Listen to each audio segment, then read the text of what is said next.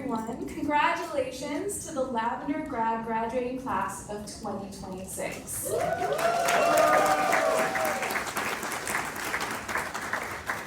Take a moment and take you all in, because it's just beautiful to see.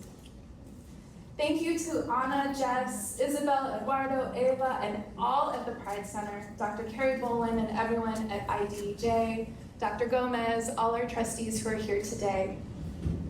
When I told my 19-year-old, who was a dually enrolled student here at Pasadena City College when they were in high school just 4 short years ago, that I was invited to give the keynote speech here at Lavender Grad, and to share the work my colleagues and I put into advocating for the Pride Center to have its own space, my team's immediate response was, congratulations, of course. And they also asked, could you imagine what your queer teenage self would think about you getting to talk to today's young queer college students as they step out into the world? As I tell my students, writing works best when you have a specific audience in mind. So of course, I've been working on a speech with you, our esteemed, amazing, and most talented and vibrant Pride scholars as my primary audience. Yeah. My team's question has lingered. What would college-age Kathy think about being invited to share whatever wisdom I might be able to offer after having worked for more than 30 years in professional and academic spaces as a queer teacher, including the last 20 of those amazing years on this very campus? Well, it is an understatement to say that college-aged Kathy could not have imagined it. In 1994, when I first started college, the world was a very different place, as many have noted. We're all at the same age. I was fortunate to have been raised in downtown Chicago, where I was surrounded by queer adults who were creative, kind, and some of the smartest people I knew, including my childhood best friend's dad, Chicagoland artist Richard Eberly, who came out as gay when we were 13 years old. And maybe at the University of Illinois Urbana-Champaign, where I completed my undergraduate degree in the teaching of English for the high school, I was taught by many professors and mentors who were out and who worked to create safe spaces for gay youth like me. Beyond that, however, the world was not kind nor safe. When I was coming of age and coming out in the 90s, we were in the midst of the HIV/AIDS crisis and legislators' attempts to defund and scapegoat activists who were queer, of color, and HIV positive, including through the Don't Ask, Don't Tell, the Defense of Marriage Act, and more. From my family's own homophobia and transphobia, my parents, who both died before I turned 30, never knew me as out, to the laws, societal expectations, and terrible violence intended to suppress LGBTQIA+ lives, it was a time that was fraught with fear. Growing up as the closeted queer only daughter of an immigrant in a culturally and religiously mixed household, I experienced firsthand how silencing and conforming often felt necessary for survival. My father had survived World War II as a teenager in Greece, and if you're looking at me and wondering how's that possible, he was 51 when he had me. He survived World War II as a teenager in Greece, during which his high school was disrupted and he had to flee the mountains with his brothers and his father so they could take up arms against the Nazis. When the war ended,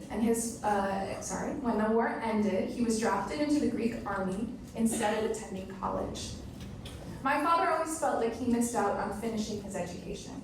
Nevertheless, he immigrated to the US when he was 28 years old. Without knowing a word of English, he always did say he knew the words democracy, philosophy, but he couldn't ask where the restroom was. And he rebuilt his life in the US as a successful small business owner, even as he combated severe CPTSD and related chronic illnesses. When my father married my mother, an elementary school teacher and librarian, who herself was the daughter of Jewish immigrants who escaped the persecution of life in the Russian pogroms, they carried the weight of those survival stories together. Even so, for much of my early life, I felt caught between honoring those survival strategies and yearning to express my full identity. As a straight-presenting but queer, gender-expansive student moving through college and my first graduate program, I often thought of myself as not smart or capable enough for higher education spaces. Over time, however, I realized that reclaiming and redefining those stories was essential to my growth.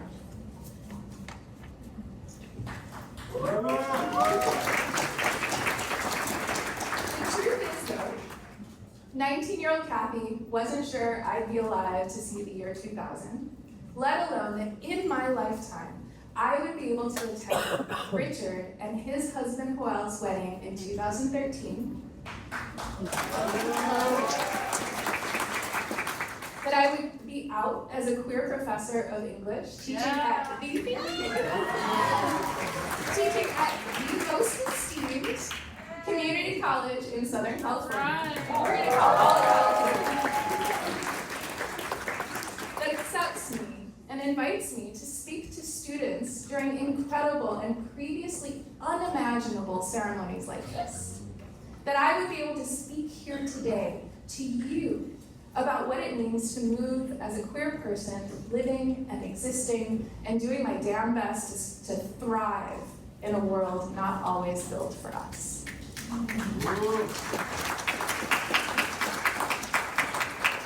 Almost 20 years ago, I was hired at Pasadena City College, and it was the same semester that my mother passed away when my baby was 10 months old. One of the last things my mother, who by the way was raised in Huntington Park right down the road in the 1940s, learned, one of the last things she learned before she fell into a coma was that I had just been hired as an adjunct instructor at Pasadena City College. And to every single hospital staff member, doctor, aide, nurse, she announced, "My daughter is a professor."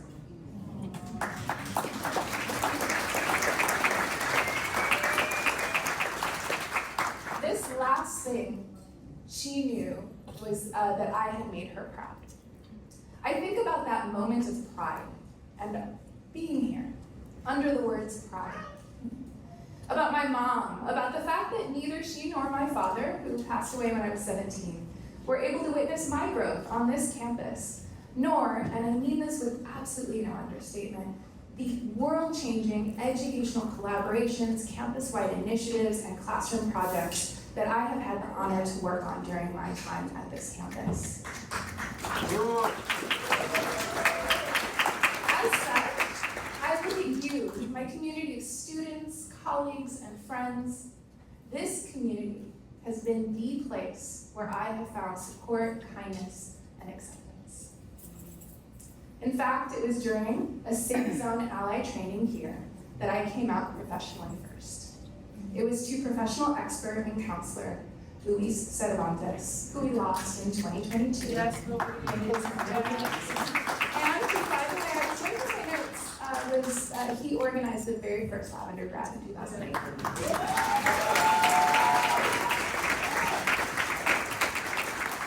And of course, I came out to him and he accepted me without question.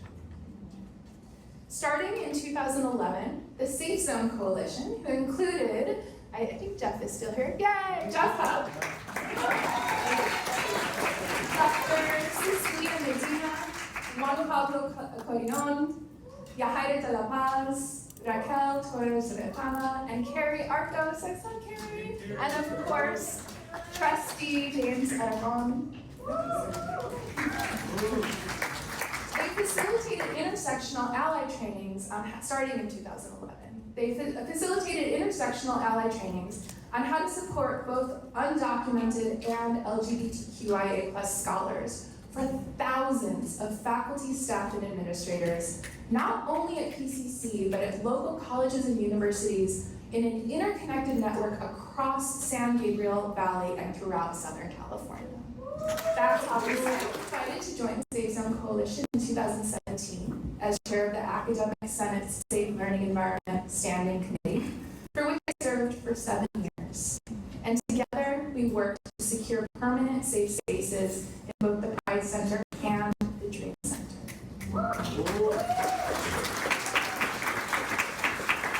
Today, through their programming to support queer queer, gender diverse, trans, two-spirit, intersex, and non-binary folks, the Pride Center advocates have organized a wide range of truly amazing events. And in 2025 to 2026 alone, just this past 10 months, right, have included educational workshops and resources covering FAFSA, resume building and work experience, community building events, open mics, wellness fairs. They have programming on asexuality, the International Transgender Day of Visibility, Domestic Violence Awareness Month, the Gender Affirming Clothing Rack, partnerships with PCC Women to Women, Betzedek Meme and Gender Change workshops.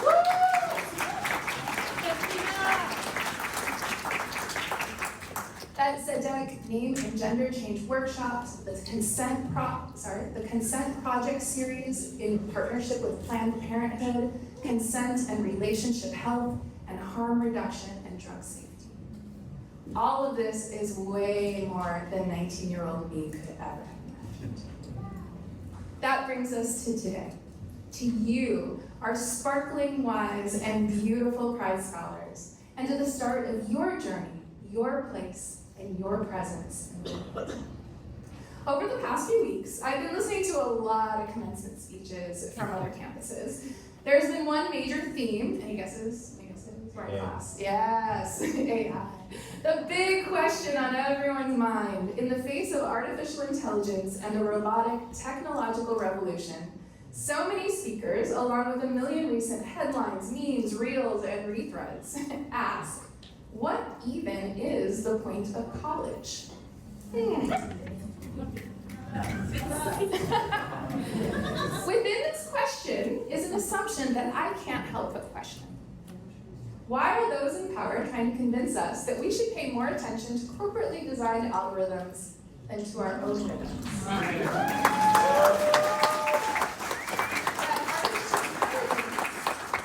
Has more worth than human intelligence. Contemporary gay philosopher Yuval Noah Harari speaks on the meteoric rise of artificial intelligence and the fact that corporate algorithms deliberately spread hate, fear, and greed because it's good for their business. That's right. Harari also notes that as organic humans, we work in cycles, but our nervous systems are being flooded with an incessant amount of often plagiarized or hallucinated data. And I can't help but note, we are being inundated with these messages that the systems have more worth than a college education. I must disagree. Consider that so many of us, not a generation ago, were not allowed in educational spaces just like this. And many of us are the first in our lineage to get in the door.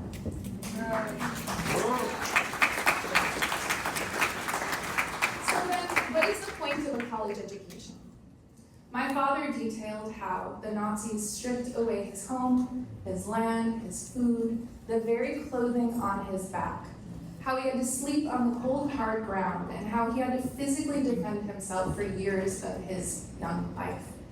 He would say, and I share this every semester with my students, they took away everything, but they couldn't take away what was inside here, nor what was inside here. My mom would often, and she would often say this to me, no one ever has the right to take away your joy. And she would also add, not even me. I've carried my parents' voices with me, especially in times when the world feels overwhelming or unjust. I want you now and always to remember that the wisdom that you have cultivated, the joys that you have shared, as well as the time that you have dedicated to learn, read, study, think critically, question, and create here at Pasadena City College has worth. When we gather in these classrooms and labs, lecture halls, in these centers, in rooms like this, on days like today, to celebrate you as queer scholars, we are building resilience muscles that make sustained action possible. Your engagement here on this campus, the experience of pursuing higher education makes us all better equipped to create justice in a fractured world. By being here today with your friends, your neighbors, your family, your community, as Ari pointed out, You are already creating the conditions for collective imagination, which precedes all meaningful change. You are changing the tide for future generations. So then, I am here today to tell you there is no copying you. There is no replicating you. You are perfectly and uniquely you. You have worth. Your education has worth. Your beautiful queer voices have worth. Many will continue to try to flood the planet with false stories, misinformation, hate, derision, and dehumanization. Instead, I ask you to flood the planet with your authentic stories of consent, pleasure, and joy, with your poems and your songs, with your evidence-based knowledge, deeply scientific questions, and grand historical treatises. Flood the planet with your questions, with your rainbows, with your love. Take time to study history to understand that yes, you may have been born of pain, but that you are also a seed that was born to blossom, to walk and sing and create safely as yourself, just as every generation of brave queer heroes has before you. Those who refused to be forced into hiding, and those who made it safe for others to come out. I also hope that you step into this world knowing that your community is here for you, that we're not giving up. We are here to support you. Together, we can sustain our souls in circles of community just like this.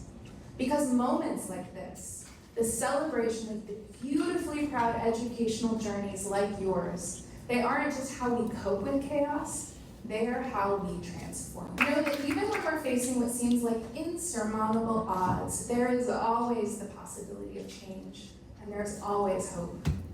Know that this community, the Pasadena City College community, the Pride Center, and all of the networks of faculty, staff, and administrative leaders that work on this campus carries this hope, that we share this hope with you. We believe in the seed that is you. The algorithms are never going to replace us. They couldn't even if they tried. That's right. And know that tomorrow has not happened yet, and that the future is yours to build, and it's yours to envision. I offer, as I close, a poem I wrote first to myself, my team, and to you. And I wanted to thank Trustee Aragon for sharing his coming out story. That was really moving. It reminded me of this. So this is a poem I wrote called How to Come Out to the Jasmine First. To the jasmine first, then to the lilies. Whisper to the tomatoes. Did you know already? Did you know before me? The bougainvillea are hardy listeners. The jacaranda won't judge. They'll say, what a beautiful way to be. Some days purple, some days green. The fig and avocados will tell you their stories and how it took them years too. The grapevine established themselves quickly into their soil. The eucalyptus struggled and then joyfully branched out in all directions, found themselves beautiful. Whisper to the sun, to the water, to the prisms in their shared spaces of shine. Whisper to yourself, you gorgeous, living, natural being of this in-between everywhere world. Whisper, and then speak, and then bloom, in your own season, in your own time. There's so much today in the world that I could not have imagined when I was 19 years old. And so much of it is beautifully queer and beautifully proud. Stay inquisitive, listen to your body, ask what your breath is telling you. As you lift your voice, lift up the voice of others. Make the art, make the space. Speak proudly and speak out loud. Congratulations, Pasadena City College graduates of 2020.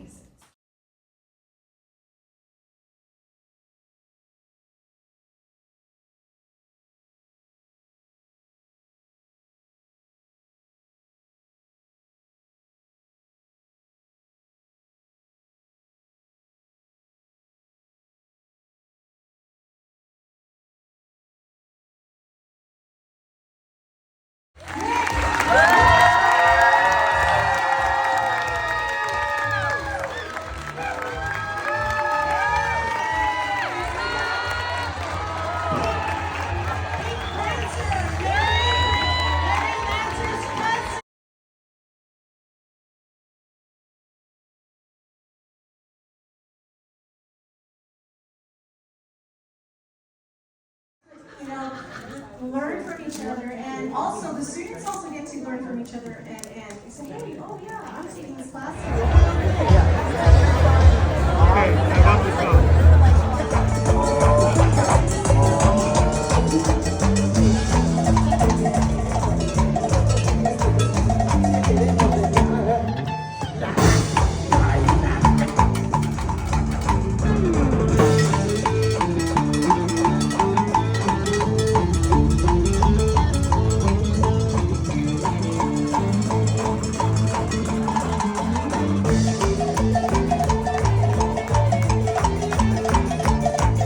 Lights are so I guess this brings